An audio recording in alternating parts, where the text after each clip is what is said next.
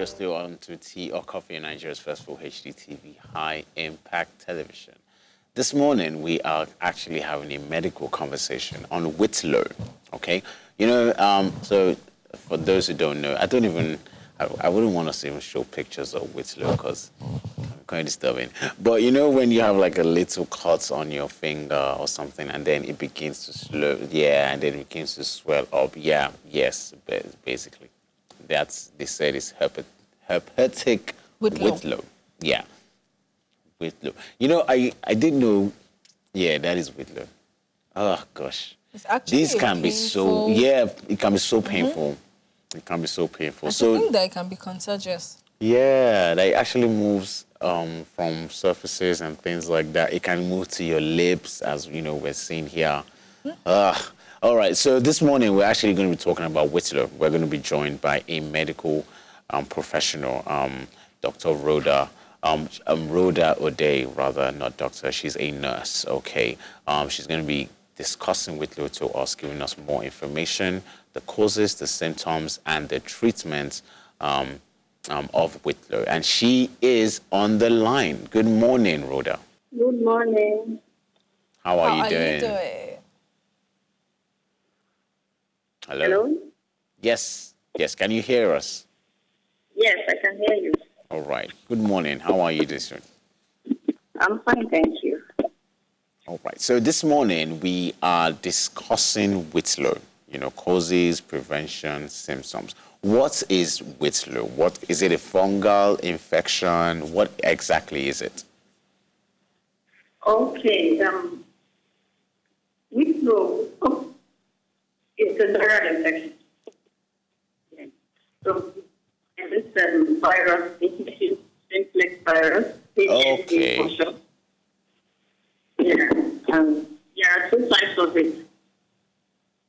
Type 1 that the mouth, the lips, and the face, and affect the genitals. Yeah. Okay. Yeah. All right. Okay. What kind of things cause Whitlow? Okay. This virus, the herpes simplex virus, is the actual cause of the Whitlow. Yeah. Yes, and there are also some risk factors that could predispose one to having a Whitlow.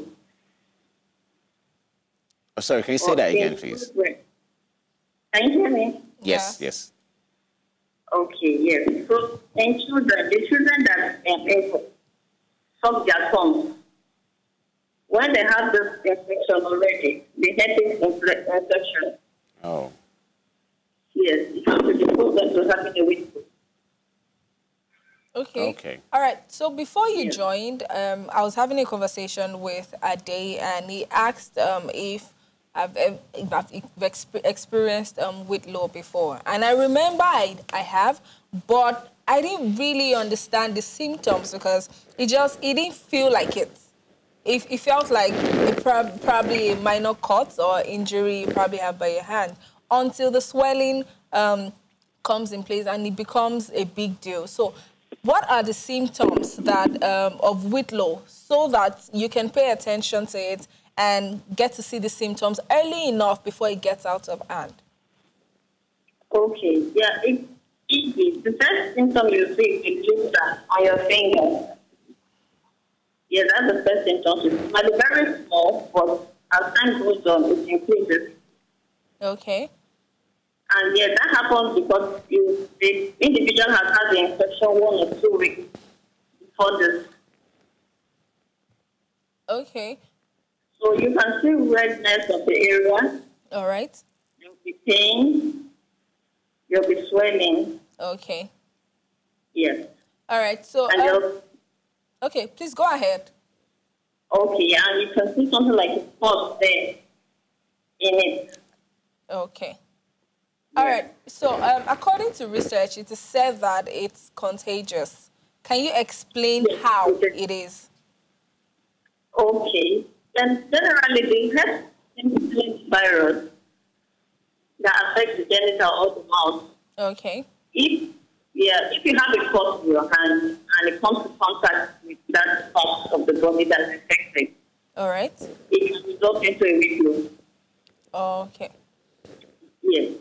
All And right. it can also contact it from an individual that has it. Okay. Okay. All right. So what kind of things can help reduce, the effects of Whitlow once a person has come in contact with this virus? What kind of, medication can a person use to essentially redeem, the situation?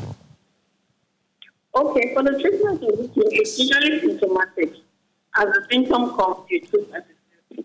First is with the pain, the unbearable pain. So you have to be analgesic for that. Then for the redness or the swelling, most analgesics also have inflammatory effects, so they reduce the swelling. But if it's not too much, then you have to go to the hospital. If it involves them bringing the fluid out, yes, that's when you have to go to the hospital. But at home, there are some treatments you can use. Once you use the analgesic, then you can use the hot compress, hot relief the pain, and there are some local remedies you can do too. Okay. All right. Are there complications that can actually arise from Whitlow? And if we have them, what are they? Yes. Usually, after Whitlow, there's always a scar on the fingernail that you can see. Most people that have this, I won't say ugly fingernail, but not so fine-looking fingernail. All right. It's as a result of Whitlow. Most times it doesn't happen to all, but the few it happens to, you will know that yes, definitely this person has had Whitlow one time or the other. Yes. Hello, are you there? Yes, I am here. Okay. All right. So let's talk about the treatment. We've had a conversation on how to, prevent Whitlow, the symptoms. Now let's talk about the treatment. When you have Whitlow, what do you do? Okay, as I said earlier, it's symptomatic. According to the symptoms, that is how you treat. You want to relieve the pain with analgesic. And it's also an antiviral, so you definitely need to take an antiviral medication. Okay. And that will be prescribed by a pharmacist or a doctor. All right. Yes. Okay. All right. So another question I would like to know to wrap up this conversation would be, so in situations whereby you probably, for instance, you would agree with me that you might find yourself in an environment where you don't have a hospital nearby, or you don't have a pharmacy or somewhere you can just rush to when this starts. So are there any first aid treatments you can do on your own personally at home before you get to the hospital so that it doesn't get bad? Yes.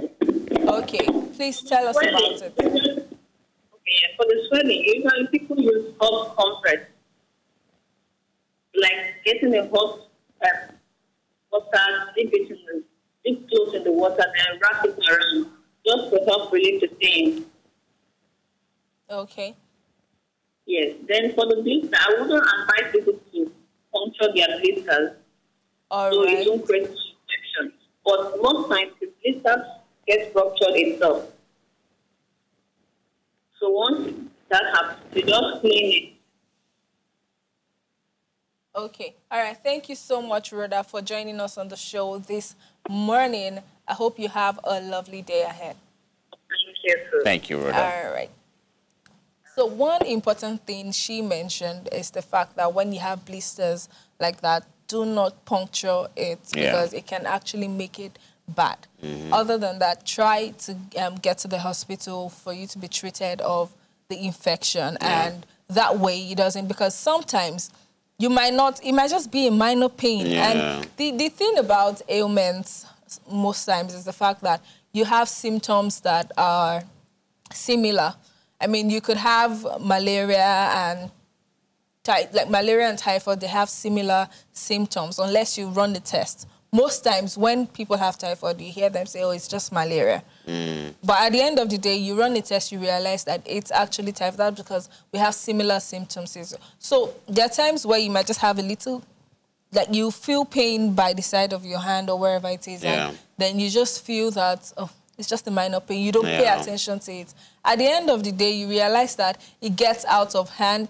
I've seen someone who experienced Whitlow to the point that the whole of fingernails of his fingernail actually removed. Wow. Due to this. And that was because he didn't pay attention to it in time. He just felt it was minor. So for every little change in your body or for every little pain you feel, pay attention to it. And if you need to visit the clinic, please do. And find out what exactly is happening. Do not wait until it gets bad before you know what to do. Yeah.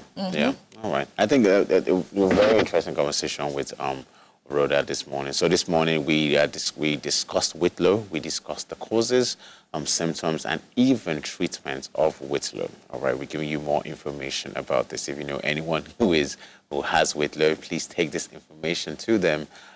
Because that is what we do on here. We inform and we entertain. We educate.